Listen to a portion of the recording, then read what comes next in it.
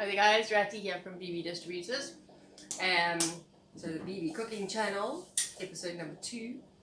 I thought I would do one of our family's favourites, vegetable curry. Okay, so as per the first episode, I'm going to just explain again. I'm not a professional chef, I'm not a professional nutritionist or doctor or anything. I'm mom, I'm entrepreneur. I want quick meals, healthy meals, mostly plant-based meals with loads of veggies in them, right? So this is, and there's no recipes. Sorry, just to remind you, there will be no recipes on this channel, unless we start baking. If we start baking, then I think we will do some more kind of set recipes and things. So I already started the rice off here, sorry it's just off screen.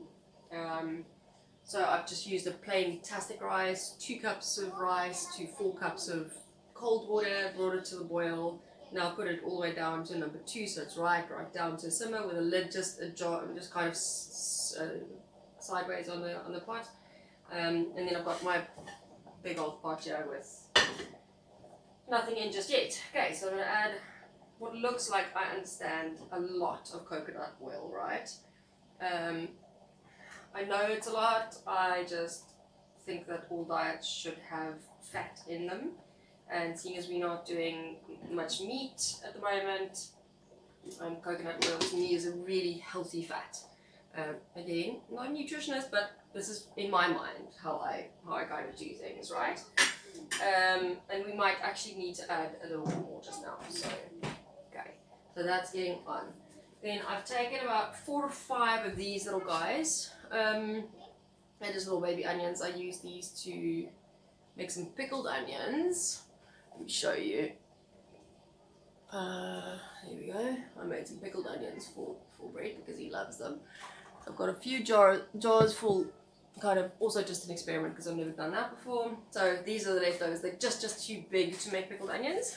So I've just really roughly chopped those up into kind of quarters. Oops, there's a whole bunch.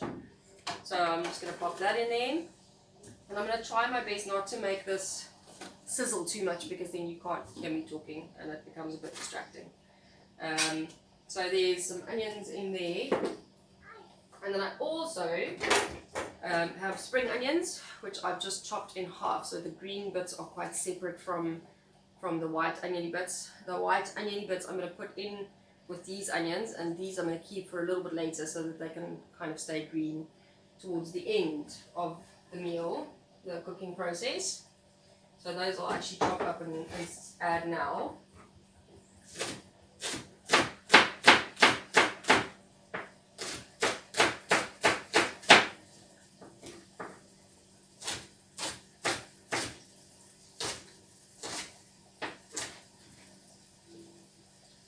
I'm going to make a big pot full so that we can eat from this for 2 or 3 nights, just so that I don't have to cook every single night.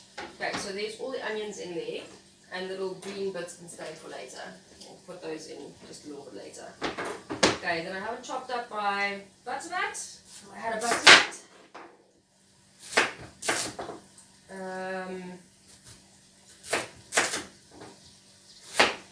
I'm just going to do a few rings.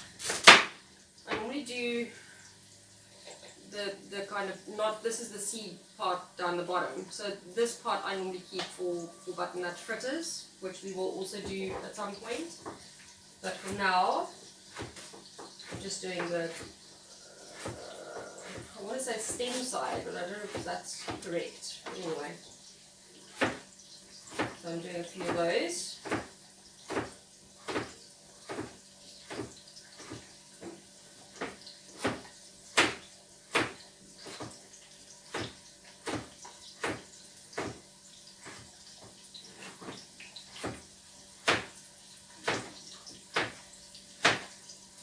Okay, then with curries, I've learned predominantly from watching, chefing kind of YouTube channels, that you add all your spices now at the beginning because you want them to kind of mature or not mature, what's the right word? It's also not bloom, but like they become alive if they are. So that's, sorry, I've even opened the jar, I didn't even pour it through the sip. That's some turmeric. Then I've got some coriander, and also I'm just throwing in as much as I think. Then I've got cumin.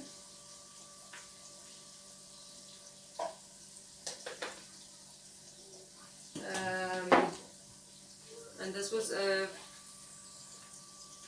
present from a friend of mine. It's a chicken masala that's already kind of mixed, so I'm putting some of that in. And I don't think from previous experience that was terribly hot, so that's good. And this is a spice maker, also a chicken masala. And then I've got some, I buy garlic in this quantity. It's a 1 kg, and I put a lot of garlic in everything. As you can see, there's a massive spoon going in. As a matter of fact, I think I'll make it 2. And already that smells amazing. It's so lovely. Okay, so that's spices. Let's give that a stir. I'm not going to put this on at too high heat so that nothing burns or sizzles too much. So like I said, it does, I don't know if you can really see, but anyway, it looks like a lot of different spices. It smells amazing. We'll deglaze this pan as we go along. And on that, while it's still kind of busy frying, I'm going to add some tofu. Now, tofu is not something that I'm hugely familiar with, but I have taken a firm tofu. This is half of a 250 gram before it was drained, so approximately 200 grams of tofu, which I've, in my mind, started thinking about as a mushroom. Like, it has very little taste on its own, but that's great because it can absorb whatever you add it to. So that will now absorb and kind of fry up with the curry spices. This is really unusual. Baby sleeping, children are playing outside. And it's probably being naughty because they're very quiet, but anyway, I'll check on them later. Oh, and then the other thing that something I think I learned from my mom, I suppose, when I was prepping the cauliflowers, these beautiful little leaves that surround them, I decided not to throw them away. I'm going to chuck them in there because, yeah, like, we eat spinach. Nah. You guys being naughty? No. I'm just making some pudding with some bones and... Making pudding? Yeah. It's going to be a mud pie most probably anyway. So I'm going to chop these up and just add them. I mean, we eat bags and bags and bags of spinach. Why wouldn't we eat the leaves off not a cabbage, a cauliflower? So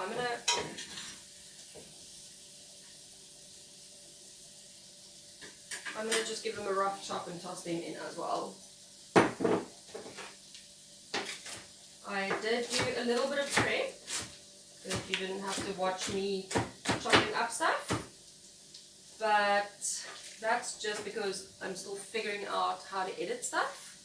And I don't really have a lot of time because, now that we're all the teachers as well as, many other roles that have been added to our normal life, I don't have time to figure out how to do the editing properly right now. So I'm pretty much just going to shoot these things, put on maybe an initial thing. What I'm aiming to do eventually is give a list in the description of all the veggies that I use, so that if you receive a veggie that you don't know what to do with, then you can go and have a look at this for some inspiration. Hence, no recipes and stuff, because I want you to be able to just kind of learn the same way I've had to learn, to just go with the flow and think of something nice to make with it. I'll still post my purple pasta, which was a complete fluke find for me. It was, one of those where I was like making purple cabbage and boom, purple pasta. It became a thing in the house, and everyone loves their purple pasta. Yeah, so I've also got what else am I going to pop in here? Let's chop up these butternuts. I'll add them in just now. And like I said, the other half I'm not going to throw away or anything. I'm just going to make a butternut fritter from them, which is also a favourite, yeah?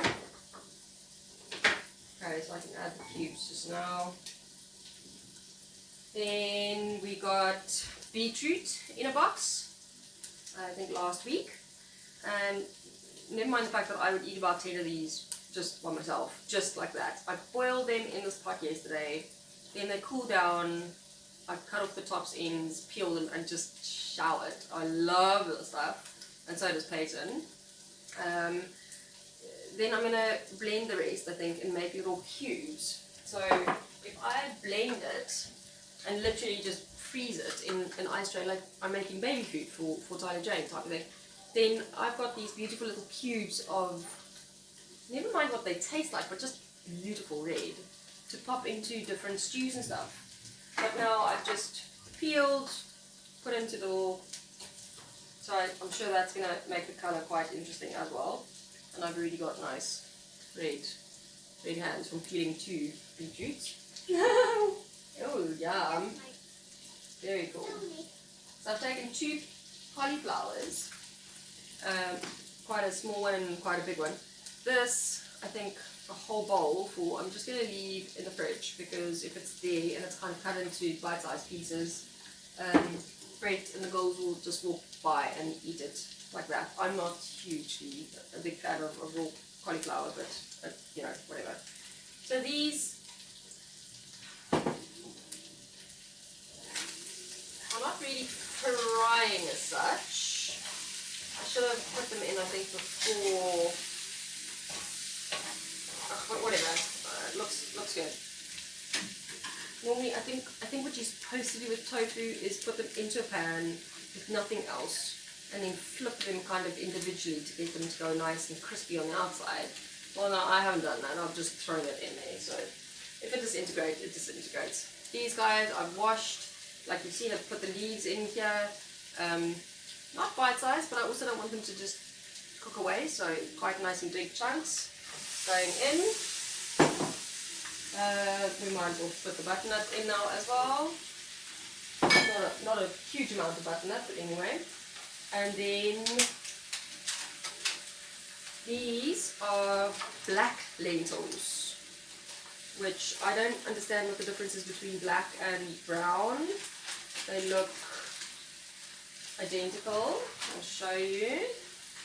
So, but anyway, very distinctly says black lentils. So I'm going to pop all of that in. That's about a third of a packet. And that's going to cook away, hopefully, and become part of the sauce. So you wouldn't even see that by the end. So, okay, that's what I'm going to do for now. Now I'm just going to add a whole bunch of water. Oh, hang on, I've still got a tin of coconut cream. Okay, so this is a completely vegan dish. It's completely plant-based. So I always clean the top of the coconut nicely and then open them so that if the coconut milk or cream spills onto the top, I don't mind putting it in because I've washed and cleaned the tin. So this is a coconut cream that's going in, the whole tin. And the girls said they wanted to taste, so I'll keep a little bit for them. Oh, so good. And I think possibly the only thing that I will still add is some vegetable stock. Now I've just said I think this is a completely vegan meal. I'm not sure if there is any animal extracts in this, but you know, for us it's not that big of a deal. We're just trying to be more plant-based. I'm just going to put a little bit of this in because I actually haven't put any salt in yet. So, but we can add that obviously as we go along.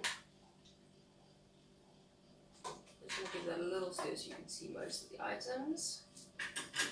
And yes, I buy these things in bulk from all my suppliers. So this is a granulated, kind of powdery form of. And then I also bought these guys to serve, like we always have them in the cupboard, to serve with the meal, because they are just so easy. They're not hugely expensive.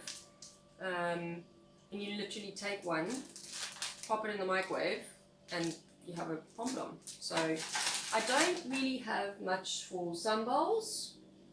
So, you know, like we're not big on like yogurt and like chopped onions and things on the sides. So I'm going to leave that out for now. I just want to show you that. Okay, so you can see the beetroot and the cauliflower and the little blocks of butternut and the lentils, and the leaves are floating around in there, and the tofu is floating around in there. So this I'm going to leave now. I'm going to stop fiddling with it. It's not on a hugely, tremendously high heat. I don't add any flour or cornstarch or anything to thicken the sauce, because, like I said, the lentils will hopefully disintegrate completely, and they become the thickening agent for me. And then I think just before we kind of, yeah, I'm not going to do this now. I'll just probably give it about half an hour, then just chop these guys up and put them on top, just so that they don't cook away all together. And then you've got just a little bit of green kind of colour on top, which is vibrant and nice. Okay. And that is that. I will try to figure out how to start the video with a picture of the final product. My rice is now, I was always horrible. I don't know why. I'm an okay cook, I reckon. Like, I never hate the food that I cook, but rice was my nemesis. I just could not get rice right. And now recently I think my rice is kind of getting better. I didn't wash it or anything, it's nothing special, it's really just fantastic. And the second it starts getting these holes, you can see they're diving in holes, then we are close to being ready. So now I'm going to put the lid right on. See, nice and soft, and just as good as ready. So I'm going to turn the heat off and put the lid on. And how's that for timing? Baby's waking up. Kids are most probably getting bored and they want to get sprayed on the trampoline. Sorry if it's a little bit chaotic and unplanned, but like I said, the aim eventually for me is that someone that says to me, oh, I don't know what to do with spinach. I'm like, ooh, go and have a look at how I make my cream spinach. And someone's like, I don't know what to do with a butternut. I'm like, ooh, go make some butternut fritters. You can fritter just about anything, by the way. Sweet corn, any of the veggies that you have left over, spinach even, you can make a fritter out of. Or if you like don't know what to do with the purple cabbage, and I go, oh, go make the purple pasta. I didn't end up doing it, but I also got stuck with. So I would have very happily and very gladly added an aubergine into this, but I wanted to try and make baba ganoush. But yeah, it didn't end up working. They're still in the oven. I actually forgot them there. So now I can't use them anymore, which is a waste. But anyway. So I really want to make a baba ganoush again. I want to try that because I love that kind of dippy things, like a hummusy type of thing. So it's exactly like a hummus. So we'll try and make baba ganoush one day, and then you can go and make something like this, a pot of curry with whichever curry spices you've got, whether it's a premix like this or whatever, And oh, sorry, got fried. And then make a vegetable curry. Like, it is really delicious. All the leftovers, I mean, day 2 and day 3 and day 4 just gets better and better and better, and you can freeze some of it, and all your veggies can go in there. Anyway, I've got to go. Thank you so much for watching. Let me know what you guys think. Okay, bye.